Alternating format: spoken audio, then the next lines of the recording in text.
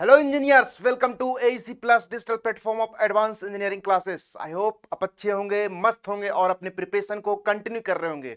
आपकी प्रिपरेशन को और बूस्ट करने के लिए, इफेक्टिव बनाने के लिए AEC प्लस लेकर आया आगाज सीरीज। इसमें हम लोग देखने वाले हैं TCS ऑल ओवर इंडिया जितने भी एग्जाम कंडक्ट करवा चुकी है। हम लोगों ने सब्जेक्ट वाइज एनालिसिस करके एक सीरीज बना दिया है जिसका नाम है आगाज। यानी कि हम लोगों ने आगाज कर दिया है, अब आपकी बारी है। साथ में कंटिन्यूटी बना के प्रैक्टिस करते रहिए और जो भी इंपॉर्टेंट इंफॉर्मेशन है उसको नोट डाउन करते रहिए। इससे आपको 2024 में कोई भी एग्जाम अगर आप टारगेट कर रहे हैं, चाहे एसएससी जेई हो, आरआरबी जेई हो, इससे आपको बहुत हेल्प होने वाला है। चलिए, लास्ट सेशन में हम लोगों ने कितना 11th सेशन का आरसीसी का प्रैक्टिस क्वेश्चन कर लिए थे, जिसमें बीम स्लैब लिंटल का क्या क्या इंपॉर्टेंट क्वेश्चन बना है हम लोगों ने देख रहे थे। उसी सिलसिला को आगे बढ़ाते हैं। आज आपका 12th सेशन है, तो आपका काम है जो भी इंपॉर्टेंट कोडल प्रोविजन है जो आप पहली बार देख रहे हैं, पहली बार सुन रहे हैं, उसको आपको नोट डाउन करते रहना। चलिए, इसका आज का सेशन स्टार्ट करते हैं क्वेश्चन नंबर 11 से। 10th क्वेश्चन हम लोग देख लिए थे, 11th क्वेश्चन देखते हैं कि बीम स्लैब लिंटल से क्या क्या क्वेश्चन पूछा गया TCS के द्वारा। जो 11th नंबर क्वेश्चन बोल रहा है इफेक्ट स्पान टू इफेक्टिव डेथ रेशियो, क्या है बोल रहा है, स्पान टू इफेक्टिव डेथ जो रेशियो है for a cantilever beam for a span up to 10 metre to satisfy vertical deflection limit क्या होता है। तो कैंटिलीवर के लिए पूछ रहा है। जब आप किसके लिए कर रहे हैं, जब आप वर्टिकल डिफ्लेक्शन लिमिट जब पढ़ते हैं तो आपका जो स्पान अपॉन इफेक्टिव डेप्थ होता है कैंटिलीवर के लिए कितना होता है, 7 होता है। तो आपको इसको ध्यान रखना है। और पिछली बार मैंने बता दिया था कि सिंपली सपोर्टेड के लिए कितना होता है, L/D 20 होता है, और कंटिन्यूअस के लिए L/D कितना होता है, 26 होता है। तो आपको ये तीनों डेटा आपको ध्यान रखना है। ये किसके लिए होता है, L/D इक्वल टू 7 कैंटिलीवर के लिए, और L/D इक्वल टू 20 किसके लिए होता है, सिंपली सपोर्टेड के लिए।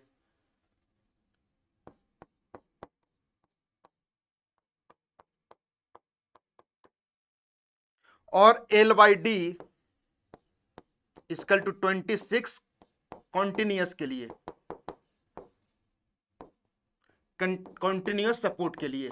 तो ये सब डेटा आपको ये एग्जाम में आपका 2026 तो कई बार पूछा है। यहां से क्वेश्चन पूछा कि कैंटिलीवर बीम के लिए आप बता दीजिए L/D स्पान ध्यान रखना है आपको, 10 मीटर तक के लिए कंडीशन वैलिड है। ओके, तो आपके लिए कैंटिलीवर के लिए कितना हो गया, 7, यानी सी आपका करेक्ट आंसर हो गया। ओके, चलिए नेक्स्ट क्वेश्चन, क्वेश्चन नंबर 12 क्या बोल रहा है, the mild steel reinforcement in either direction in slab shall not be less than blanks percentage of total cross sectional area. या इसका दूसरे फॉर्म में कैसे पूछ सकता है, the minimum percentage of steel in RCC slab, किसके बारे में पूछ रहा है कि आप बताइए कि जो minimum percentage of steel in RCC slab for mild steel reinforcement is.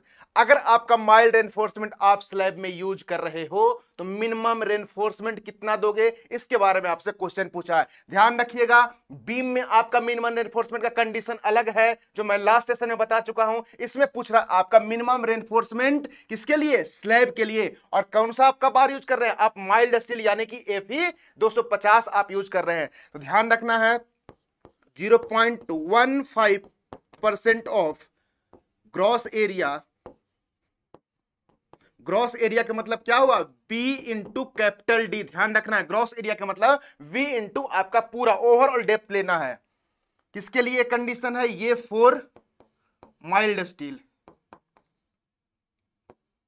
यानी कि आपका किसके लिए, Fe 250 के लिए। ध्यान रखना है यहीं पे आपका ये 0.12% of gross area B into D किसके लिए, 4H/SD बार।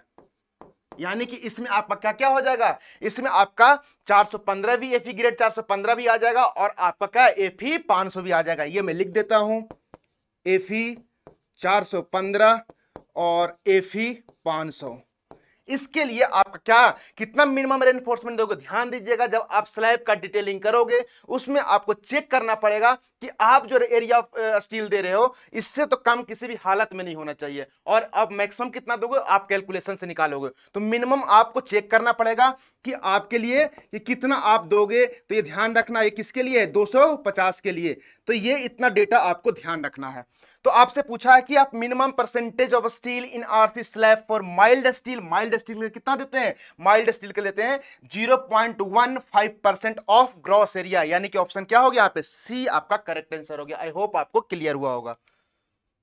चलिए क्वेश्चन नंबर 13 देखिए, L by is the length of larger span and Lx is the length of shorter span। मैं यहां पे फिगर आपको बना रहा हूं,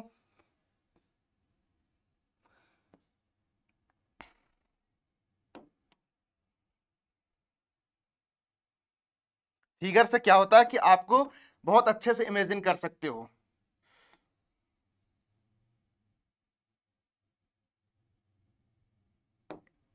ध्यान दीजिएगा, ये जो है आपका क्या है, ये आपका Lx है, अकॉर्डिंग टू क्वेश्चन ये आपका Lx है, और ये आपका क्या है, L बाई है।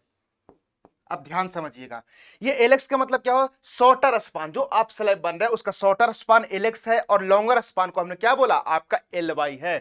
तो L by is the length of larger span and Lx is the length of shorter span of an RCC slab। Slab की बात कर रहा है। If the slab is to be designed as two-way slab, तो आप बताइए कि L by upon Lx shall be क्या होगा। इसको जो L by upon Lx है इसको क्या बोलते हैं, एस्पेक्ट रेशियो बोलते हैं। क्या बोलते हैं,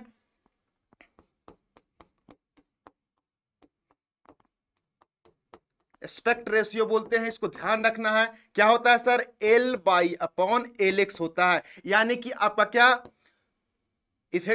लॉन्गर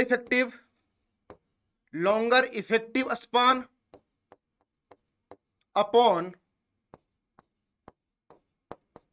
शॉर्टर इफेक्टिव स्पान, इतना आपको पता होना चाहिए। इससे हम लोग बताते हैं कि सर जो स्लैब है आपका टू वे स्लैब है या आपका वन वे स्लैब है। कैसे हम लोग डिसाइड करते हैं आगे बताएंगे। इतना आपको पता होना चाहिए कि हम लोग किससे डिफाइन करते हैं, सर एस्पेक्ट रेशियो से डिफाइन करते हैं कि स्लैब जो आपका होगा कब आपका टू वे स्लैब होगा, कब आपका वन वे स्लैब होगा। और डिफाइन कैसे करते हैं, L by upon L x, जिसको एस्पेक्ट रेशियो बोलते हैं। एल बाई क्या है sir, longer effective span upon shorter effective span, इतना आपको पता होना चाहिए।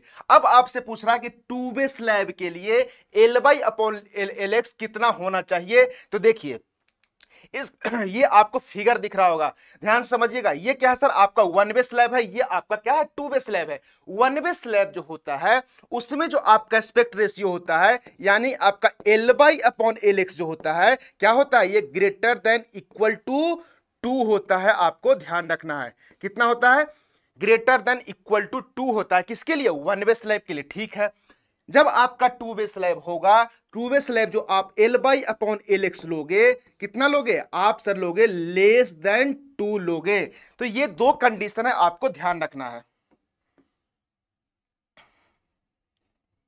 क्या होता है, L by upon L x less than 2, ये आपका हो गया टू वे। यानी कि हम लोग जो आपका जो एस्पेक्ट रेशियो है, अगर आपका ग्रेटर देन इक्वल टू 2 है तो सर आपका वन वे स्लैब होगा, और अगर आपका एस्पेक्ट रेशियो लेस देन 2 है तो आपका क्या हो जाएगा, टू वे स्लैब होगा। इतना डिफरेंस आपको पता होना चाहिए। अब ध्यान से समझिएगा, जो वन वे स्लैब है इसमें जो सिग्निफिकेंट बेंडिंग मोमेंट होता है किसके अलोंग होता है सर, शॉर्टर स्पान की अलोंग ज्यादा आपको बेंडिंग मोमेंट देखने को मिलता है। इसलिए जो आप रेनफोर्समेंट प्रोवाइड करोगे वो आपको मेन रेनफोर्समेंट आपको किसके अलोंग देना पड़ेगा, सर शॉर्टर स्पान के अलोंग देना पड़ेगा। ये आप देख रहे होंगे बेंडिंग हो रहा है, एक आपके एक साइड के अलोंग हो रहा है, शॉर्टर स्पान के अलोंग आपका देख रहे हैं कि यहां पे बेंडिंग हो रहा है। इस तरह से लोड का डिस्ट्रीब्यूशन हो रहा है। यहीं पे आप टू वे स्लैब देखिए, टू वे स्लैब जो होता है इसमें जो सिग्निफिकेंट बेंडिंग मोमेंट होता है दोनों डायरेक्शन में जनरेट होता है। ओके, इसलिए जब आप मेन रेनफोर्समेंट प्रोवाइड करोगे तो आपको दोनों डायरेक्शन में आपको मेन रेनफोर्समेंट प्रोवाइड करना पड़ेगा। इस तरह से देखिए आप इसका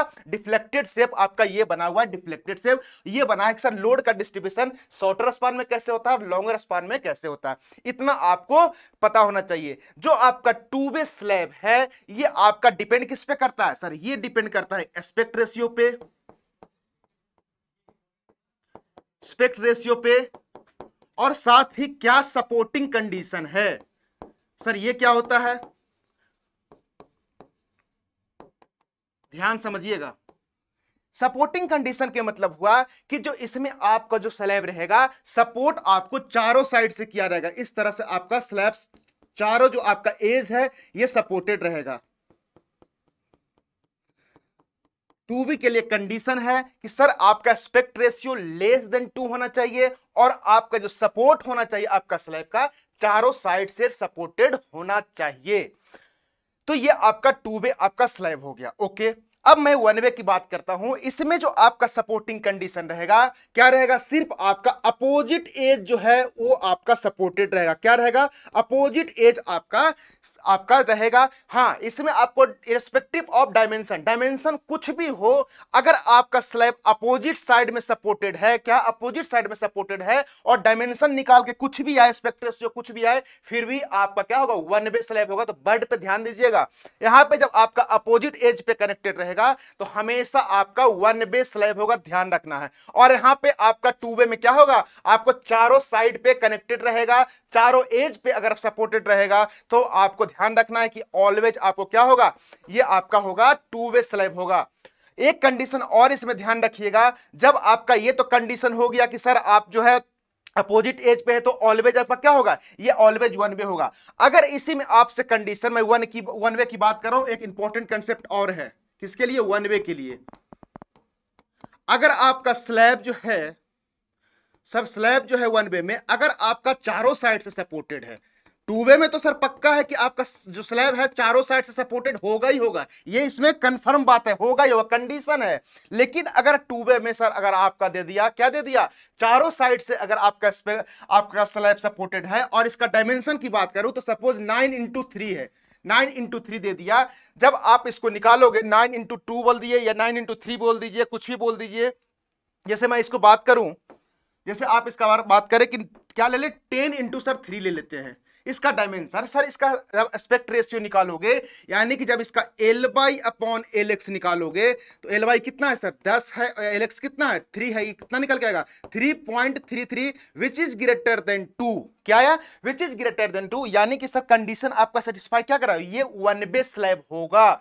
हाँ, इसमें एक ध्यान रखना है कि सर आप ये जब क्वेश्चन लगाओगे तो अगर आपको ऐसा क्वेश्चन देगा कि आपका क्या है, स्लैब जो है चारों साइड से कनेक्टेड है, चारों साइड से सपोर्टेड है, तब आपका एस्पेक्ट रेशियो चेक करना पड़ेगा। अगर आपका aspect ratio greater than equal to 2 आया तब आपका 1B स्लैब होगा। ये मैं 1B की बात कर रहा हूं। और 2B में तो ये दो कंडीशन सेटिस्फाई करना चाहिए कि एस्पेक्ट रेशियो लेस देन 2 होना चाहिए, और सपोर्टिंग कंडीशन में आपका चारों साइड पे सपोर्ट होना चाहिए, तब आपका 2B हो गया। लेकिन 1B में यहां पे आपको जब आपको चारों साइड से सपोर्टेड रहेगा तब आपको कंडीशन चेक करना पड़ेगा। यहां देखिए आपका 2 आया तो आपको 1B स्लैब होगा। इतना आपको कंसेप्ट क्लियर इसमें रखना। और अपोजिट एज पे 1B में है तो आपका कुछ भी डायमेंशन एस्पेक्ट रेशियो निकल गया, डिपेंड नहीं करता है। आप अगर अपोजिट एजेस पे आपका सपोर्टेड है तो हमेशा हमेशा के लिए 1B होगा। इतना कंसेप्ट आपसे पूछा जाता है एग्जाम में, तो याद रखना है।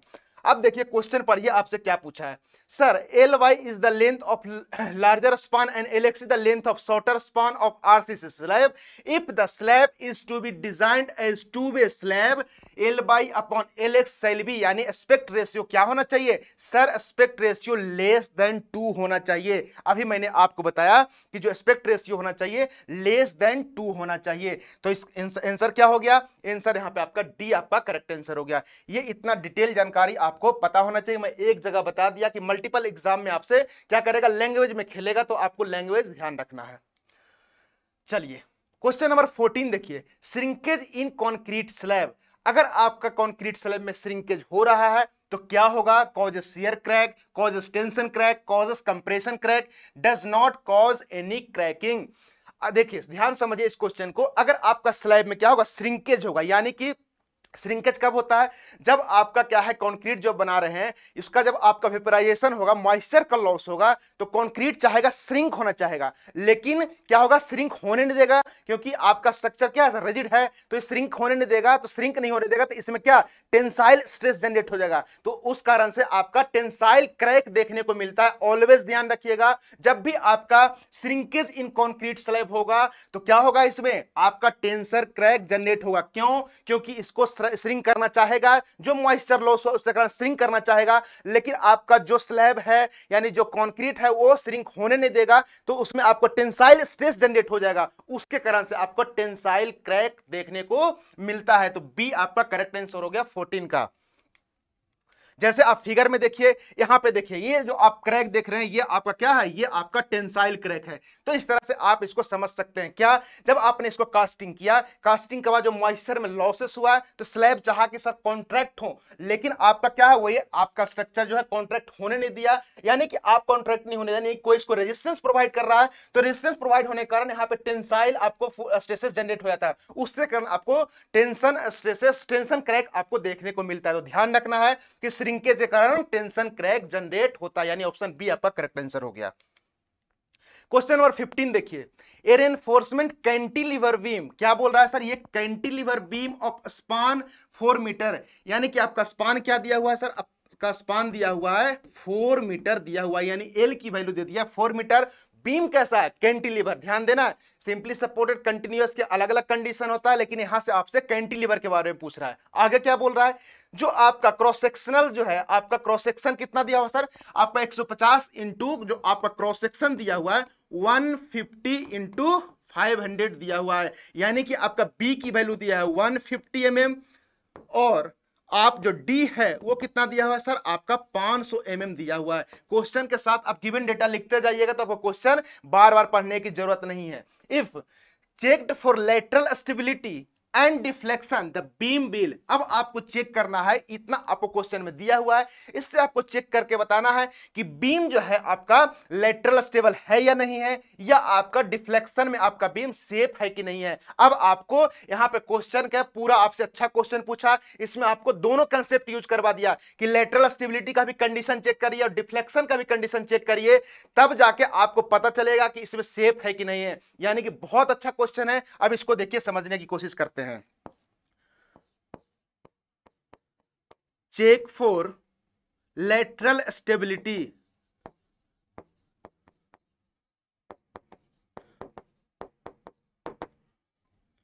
फॉर कैंटिलीवर बीम, क्वेश्चन में आपसे कैंटिलीवर भी बोला है, तो जो यहां पे स्पान होगा, span should not be greater then minimum of, last class में मैंने बताया था। अब यहां पे देखिए आपसे न्यूमेरिकल पूछ दिया, इसलिए मैं बोला कि आपको इंपॉर्टेंट पॉइंट के नोट डाउन करते चलना है। 25b और क्या होता है sir, 100b square by D होता है, जो दोनों में से मिनिमम होगा उसको हम लोग अडॉप्ट कर लेंगे। और स्पान आपका कितना दिया हुआ, 4 मीटर दिया हुआ है। ओके, जो आपका स्पान निकल के आएगा, यहां पे जो ये जो स्पान निकल के आएगा जो होगा उसको हम लोग अडॉप्ट करेंगे और चेक करेंगे कि सर ये जो स्पान दिया इससे आपका ज्यादा नहीं होना चाहिए। तो आप देखिए इसमें फॉर्मूला में पुट करिए, 25 इंटू 150 और 100 इंटू बी 150 का होल स्क्वायर अपॉन 500। जब इसको निकालिएगा तो 25 इंटू 150 mm में आएगा, इसको मीटर में चेंज कर दिए, 3.75 आया, 3.75 मीटर। और जब इसको सोल्व करिएगा तो 100 इंटू 150 का स्क्वायर अपॉन 500 अपॉन 1000, 4.5 मीटर आया। क्या आया, 4.5 मीटर आया, 4.5 मीटर आया। यानी कि अब ध्यान समझिएगा, यानी कि जो आप इसमें से क्या लोगे, मिनिमम वैल्यू लोगे, तो मिनिमम वैल्यू कितना होना चाहिए, 3.75। अगर आप लेंथ कितना, जो स्पान अगर आप स्पान अगर आप स्पान कितना दोगे, आप 3.75 मीटर से ज्यादा नहीं दोगे। अगर आप इससे ज्यादा दोगे तब आपका उसमें लेटरल इनस्टेबिलिटी आ जाएगा। क्या लेटरल इनस्टेबिलिटी आ जाएगा। तब आपका स्पान देखिए कितना दिया, 4 मीटर दिया हुआ है। लेकिन यहां से चेक करने के बाद पता चल रहा है कि आप जो स्पान दोगे वो तो सर 3.75 मीटर से ज्यादा होना नहीं चाहिए। तो इसका मतलब हुआ कि जो बीम है, बीम इज लेटरली अनस्टेबल, यानी कि आपका स्टेबिलिटी में बीम आपका सेफ नहीं है। अब दूसरा चेक करते हैं कि सर जो बीम का डिफ्लेक्शन है इसमें आपका सेफ है कि नहीं है। मैं पेज ऐड करता हूं, इसमें ध्यान समझिएगा। जो L/D है ये क्या है सर, एक्चुअल है।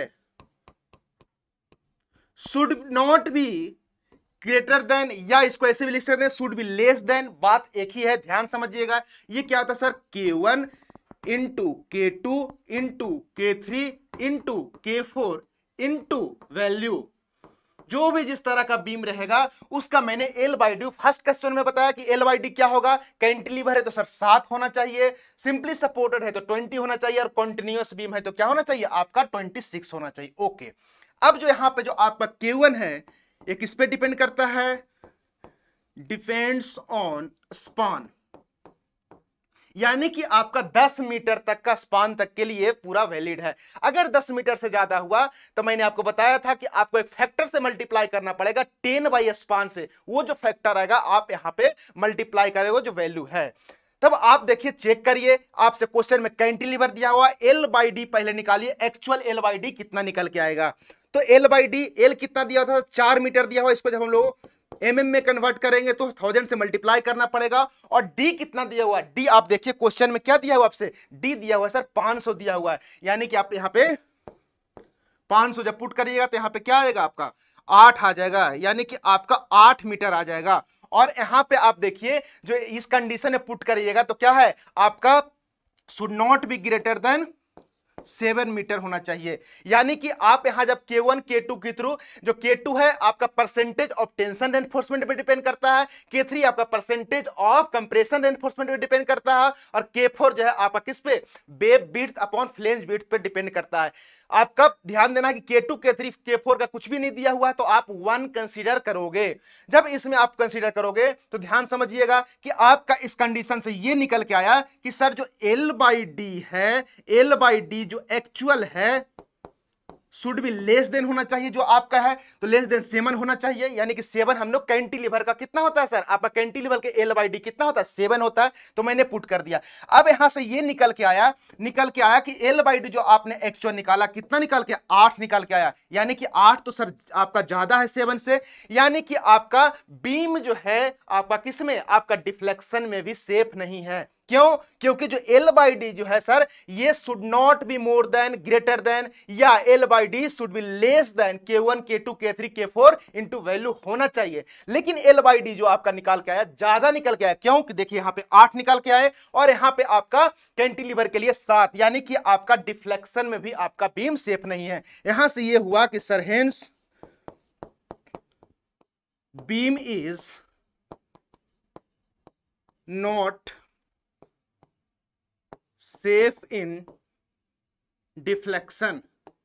तो देखिए क्वेश्चन बहुत आसान है, बस आपको ये सब कंसेप्ट पता होना चाहिए। जब आप करोगे तो आप इजीली आइडेंटिफाई करके इस आप आंसर कर सकते हो। यहां पे आपसे दोनों कंसेप्ट पूछ लिया कि स्टेबिलिटी के बारे में बताइए और डिफ्लेक्शन के बारे में।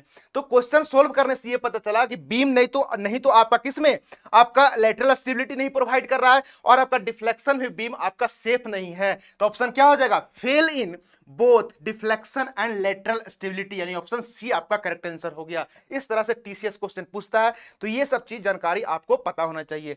ये आपके किसके लिए है, आपका कैंटिलीवर के लिए कंडीशन है। और आपको मैंने ये भी बताया था कि सिंपली सपोर्टेड और कंटिन्यूअस के लिए क्या होता है, यहां पे चेंज हो जाता है 60 बी, और दूसरा होता है 250 बी स्क्वायर अपॉन डी। दोनों में से जो मिनिमम आएगा उसको हम लोग अडॉप्ट कर लेंगे, ये ध्यान रखना है। ओके, आई होप आपको एक जो क्वेश्चन है इसका आपको सॉल्यूशन अच्छे से समझ में आ गया होगा। तो आप इसको नोट डाउन कर लीजिए, और जो भी इंपॉर्टेंट इससे आप सीखे आप इसको क्या करना है, आपको रिवाइज करना है। ये सब वैल्यू देखिए आपको याद के साथ आपको यहाँ पे इंप्लीमेंट करवा दिया। तो इस तरह से पूछा जाता है question. C is the correct answer of this question. चलिए क्वेश्चन नंबर 16 पढ़ते हैं। The thickness of RCC roof slab में भी रेंज फ्रॉम, जो आप थिकनेस प्रोवाइड करते हो आरसीसी स्लैब में कितने से कितने रेंज में होना चाहिए, ये आपसे क्वेश्चन पूछा है। ठीक है, अब ध्यान से समझिएगा कि जो आपने आरसीसी जो है, ये जो स्लैब है आपको किस तरह का स्लैब है इस पे डिपेंड करेगा। किस तरह का स्लैब है इस पे डिपेंड करेगा कि स्लैब 1 वे है, 2 वे है, फ्लैट स्लैब है, उस हिसाब से आपका थिकनेस क्या करता है, आपका वेरी करता है। तो एक मोटा मोटी कितना होना चाहिए जो आपका रूफ स्लैब प्रोवाइड कर रहे हो, तो ध्यान रखिएगा इंपॉर्टेंट डेटा है आपका 80 to 150 mm होना चाहिए। कितना? 80 to 150 mm होना चाहिए। और इसमें एक एक्स्ट्रा जानकारी जान लीजिए कि आपका जो डाया ऑफ बार जो यूज करोगे स्लैब में, डाया ऑफ बार यूज करोगे, क्या होना चाहिए, should not be more than D/8। क्या? D/8 से ज्यादा नहीं होना चाहिए। डी सर क्या है? सर डी है थिकनेस ऑफ स्लैब। क्या है? Thickness of slab. बहुत बार एग्जाम में पूछा है, ये तो कंसेप्ट आपको ध्यान ही रखना है। आपसे थिकनेस दे देगा और आपको निकलवा देगा कि सर आप कितना डायमीटर ऑफ बार यहां पे स्लैब में प्रोवाइड करोगे। तो ध्यान रखना कि डाया ऑफ बार जो हम यूज करेंगे स्लैब में, स्लैब की बात कर रहा हूं, should not be more than D/8। Sir D क्या है? डी आपका थिकनेस ऑफ स्लैब है। और स्लैब में जो आप नॉमिनल कवर लोगे, जो नॉमिनल कवर लोगे, कितना लोगे आप? लोगे 20 mm लोगे। क्या लोगे? 20 mm लेंगे। तो ये भी आपको ध्यान रखना। हाँ, इसको हम लोग और कम कर सकते हैं, 15 mm तक ला सकते हैं, जब आपका एक्सपोजर कंडीशन माइल्ड हो और जो आप डाया ऑफ बार यूज कर रहे हो 12 mm से कम यूज कर रहे हो, और एक्सपोजर कंडीशन अगर आपका माइल्ड है तो आप यहां पे 15 mm तक आप नॉमिनल कवर सर प्रोवाइड कर सकते हैं। ये आपका एक्स्ट्रा जानकारी है, तो आपको पता होना चाहिए। 80 से 150 आपका जो आपका रूफ स्लैब है उसका थिकनेस आपका वेरी करता है। तो D is the correct answer of this question. चलिए, और भी मैंने बताया कि जो आपका 1 वे स्लैब का मिनिमम थिकनेस, ये जो आपका दिया हुआ है कि सर मिनिमम थिकनेस की बात कर रहे हैं, ध्यान से समझिएगा। सपोर्ट कंडीशन और जो 1 वे स्लैब है हम लोग कितना मिनिमम थिकनेस प्रोवाइड करेंगे, ये भी डेटा आपको याद करना, एग्जाम में पूछा जा चुका है। अगर आपका सपोर्ट टाइप अगर सिंपली सपोर्ट है तो 1 वे स्लैब का जो मिनिमम थिकनेस होगा आप दोगे L/20 दोगे। क्या दोगे? L/20 दोगे। Okay, 1 end is continuous, then आप जो मिनिमम थिकनेस दोगे 1 वे की मैं बात कर रहा हूं L/24 दोगे। अगर आपका 2 इंड कंटिन्यूअस है तो आप L/28 मिनिमम थिकनेस दोगे। अगर आपका कैंटिलीवर है तो आप L/10 दोगे। क्या दोगे? L/10 1 वे स्लैब का मिनिमम थिकनेस हम लोग इतना देंगे। तो इस तरह से आपको क्वेश्चन में पूछता है तो इसका भी वैल्यू आप याद रखिएगा। ओके, अगर आपका बीम से पूछ ले कि कितना थिकनेस देंगे तो बीम का भी आपको डिफरेंट कंडीशन का दिया हुआ है, तो इसका भी आप स्क्रीनशॉट रख लीजिए, आप इसको फर्दर एग्जाम में आपसे पूछा जा सकता है। ओके, चलिए क्वेश्चन नंबर 17 देखते हैं। A slab supported along 2 sides is called, कितना अच्छा क्वेश्चन है। मैंने आपको स्टार्टिंग में बताया था कि अगर आपका स्लैब जो है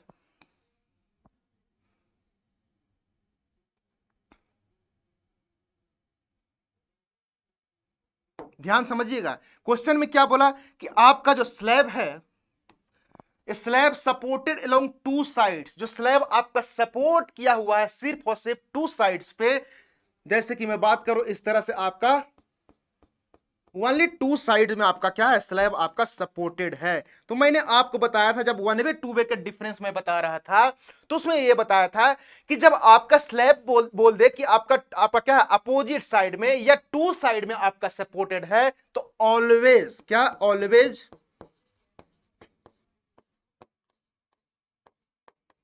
1 वे स्लैब होगा।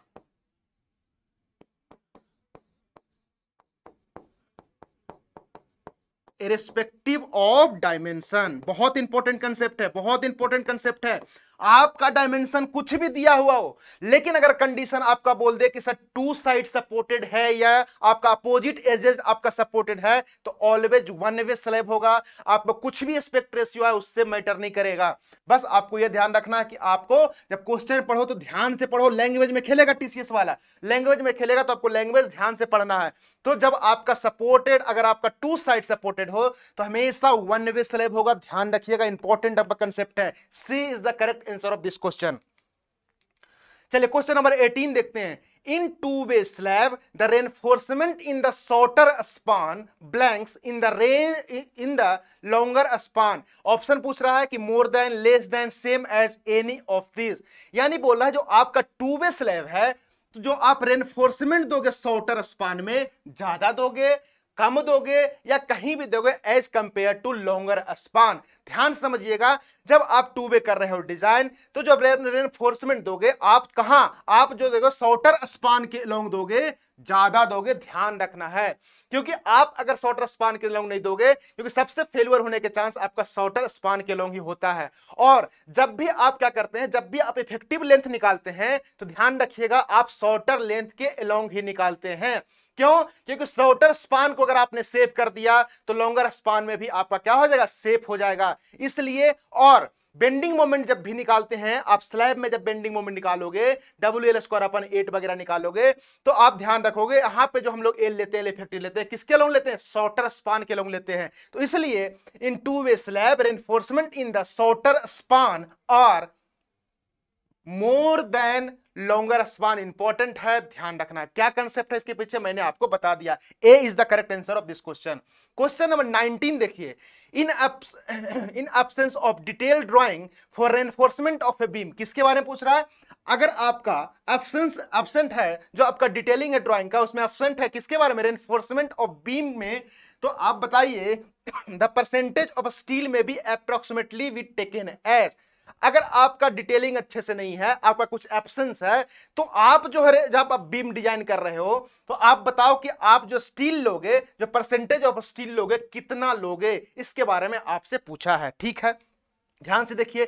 इन the absence of detail design the percentage of steel is taken as, बहुत इंपॉर्टेंट है, ये चारों आपको ध्यान रखना है। जैसे मैं बात करूं in case of raft foundation, raft foundation में आपका सर क्या दिया हुआ, आपको डिटेलिंग का एब्सेंस है, डिटेलिंग आपको अच्छे से नहीं दिया हुआ है, तो जो आप स्टील दोगे, कितना दोगे आप, 0.15% टू 0.8% दोगे। Okay, in case of slab 0.7 to 1% दोगे, स्टील की मैं बात कर रहा हूं।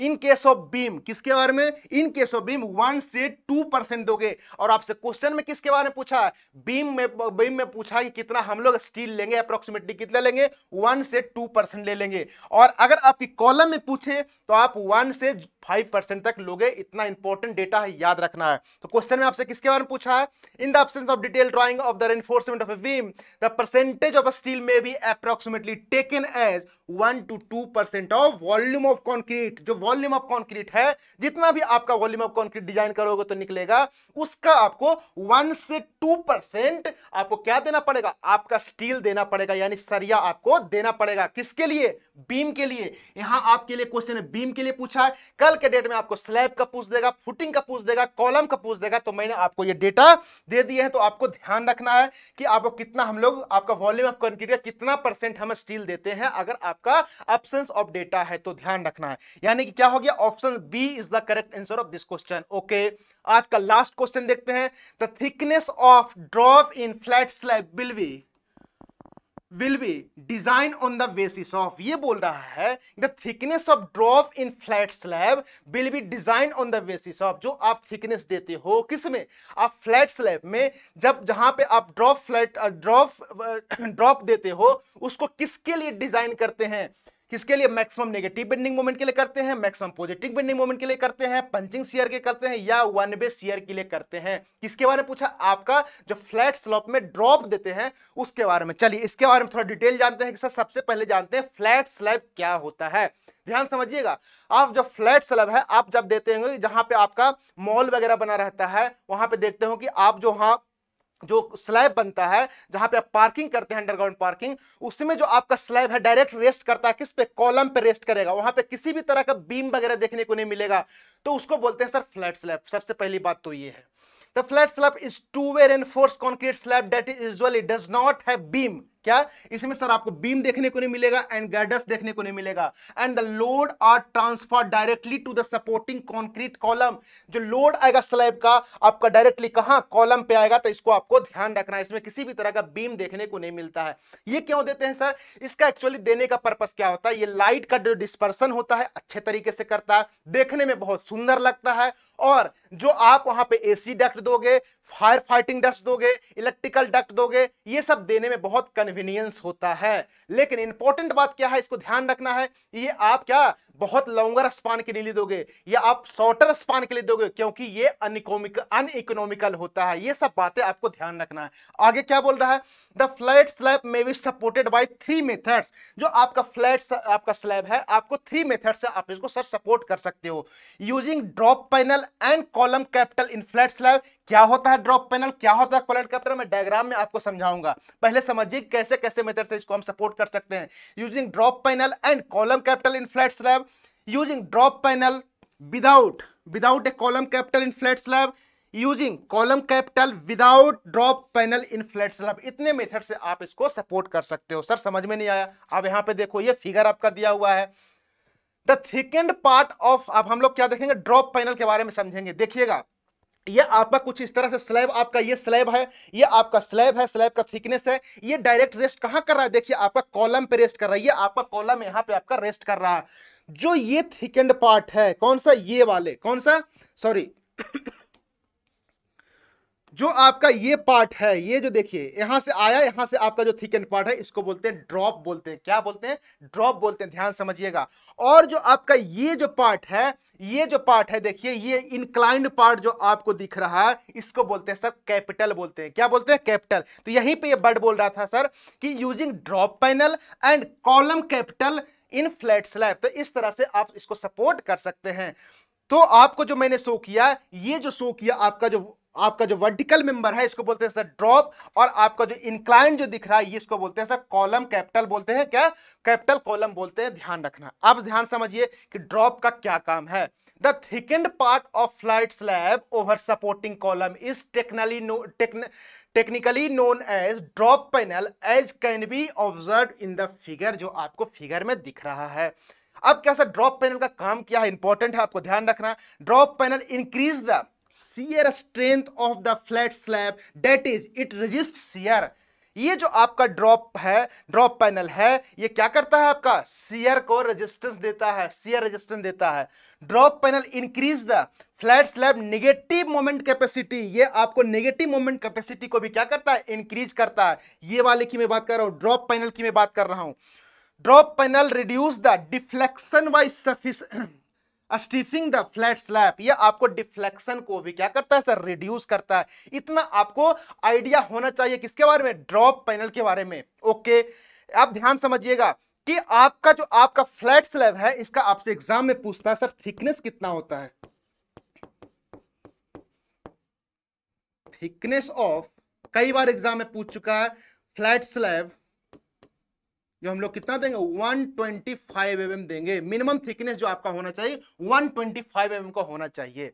एक क्वेश्चन इसमें और पूछता है आपसे कि सर इसमें बताइए क्रिटिकल फेल्यूर क्या होता है फ्लैट स्लैब में। ध्यान समझिएगा, जो आपका क्रिटिकल फेल्यूर होगा, क्रिटिकल फेल्यूर इसमें पंचिंग शियर फेल्यूर होता है। क्या, पंचिंग शियर फेल्यूर होता है, ये तो आपको पता होना चाहिए। सर पंचिंग शियर फेल्यूर है, ये जो क्रिटिकल आप जो बता रहे हैं, ये कितने डिस्टेंस पे होता है, ये ध्यान रखिएगा। ये आपका होता है d/2 distance from face of the column, या फिर कॉलम कैपिटल या ड्रॉप पैनल के आपसे कितना, d/2 डिस्टेंस पे आपको ये क्रिटिकल सेक्शन पाया जाता है। इसको और टू वे शेयर भी बोलते हैं, टू वे शेयर बोलते हैं। क्या, टू वे शेयर बोलते हैं। ऑप्शन में देखिए दिया है ना आपका, यहां देखिए ऑप्शन में 1 वे शेयर। यही आपका पंचिंग जो आपका है, इसमें पंचिंग जो होता है, पंचिंग शेयर फेल्यूर होता है, इसका क्रिटिकल सेक्शन d/2 आपका फेस ऑफ द कॉलम या ड्रॉप पैनल या कॉलम कैपिटल से होता है। इसको टू वे शेयर भी बोलते हैं। क्या, टू वे शेयर होते हैं। तो क्रिटिकल सेक्शन जो होता है, critical section d/2 distance from face of column हो ले लीजिए, या फिर ड्रॉप ले लीजिए, ड्रॉप पैनल ले लीजिए, या आप कैपिटल ले लीजिए। तो इतना डेटा आपको फ्लैट स्लैब में आपको पता होना चाहिए। ओके, आई होप आपको क्लियर हो गया होगा सर फ्लैट स्लैब का क्या यूजेस है, क्या इसका आपको सिग्निफिकेंस है, और क्या इसमें टेक्निकल क्या क्या चीजें हैं, मैंने आपको बता दिया। अब देखिए क्वेश्चन में आपसे पूछा है the thickness of drop in flat slab will design on the basis of punching share. क्या सर पंचिंग शेयर पे आपके लिए डिजाइन करोगे? क्यों? क्योंकि क्रिटिकल जो आपका इसमें फेल्यूर होता है सर पंचिंग शेयर फेल्यूर होता है, जिसको टू वे शेयर भी बोलते हैं, टू वे शेयर भी बोलते हैं। तो ये ध्यान रखना है कि आप जो डिजाइन करोगे on the basis of punching share करोगे, टू वे शेयर करोगे। और ये कहां देखने को मिलता है sir? D/2 from the face of the column, या ड्रॉप पैनल, या कॉलम कैपिटल से। इतना आपको पता होना चाहिए, यानी कि ऑप्शन सी आपका क्या हो गया? करेक्ट आंसर हो गया। Okay, C is the correct answer of this question. I hope आपको पूरा अच्छे से समझ में आया होगा। आपका काम है रिवीजन करके आइएगा। मिलेंगे नेक्स्ट सेशन में। आपके लिए इंपॉर्टेंट इंफॉर्मेशन है, अगर आप फ्रेशर हैं, फर्स्ट टाइम प्रिपरेशन कर रहे हैं और आप चाहते हैं बिना टाइम वेस्ट किए हुए 2024 में एक सीट चाहते हैं, तो सबसे पहले आपका काम है सिविल इंजीनियरिंग को पढ़िए। एक बार जब आप अच्छे से सिविल इंजीनियरिंग पढ़ लीजिएगा तो मल्टीपल एग्जाम को आप टारगेट कर सकते हैं। तो इस जर्नी को स्मूथ बनाने के लिए एईसी प्लस डिफरेंट कोर्सेज लाया है। जैसे मैं बात करूं, अगर आप एजी के प्रिपरेशन कर रहे हैं तो विजय बैच है, और अगर आप एसएससी जेईई 2024 को टारगेट कर रहे हैं तो बैच 1 है, इसमें CBT1 CBT2 कंप्लीट आपको प्रिपरेशन कराया जाएगा, टेक्निकल नॉन टेक्निकल। अगर मध्य प्रदेश एई का प्रिपरेशन कर रहे हैं तो आपका प्रहार बैच है, इसमें टेक्निकल के साथ साथ मध्य प्रदेश जीके भी पढ़ाया जाएगा। आरआरबी जेई के लिए तेजस बैच है, इसमें आपको CBT1 की कंप्लीट प्रिपरेशन कराया जाएगा। आपका जो आपका आरआरबी जेई का आपका कैलेंडर भी जारी हो चुका है, तो ध्यान रखिएगा, आपको इसको प्रिपरेशन आपको करते रहना है। अगर आपका नॉन टेक आपका वीक है तो नॉन टेक महापैक यहां से ज्वाइन करिए। सिर्फ और सिर्फ अगर नॉन टेक आप पढ़ना चाहते हैं तो आप नॉन टेक महापैक लीजिए और नॉन टेक को आप स्ट्रॉन्ग कर सकते हैं। एक है एसएससी जेईई 2024 के लिए टारगेटेड बैच है, इसमें आपको डिजिटल बोर्ड पर रिकॉर्डेड फॉर्म में आपको पूरे कोर्सेज मिलेगा, तो आप इसको भी देख सकते हैं। किसके लिए? एसएससी जेईई 2024 के लिए।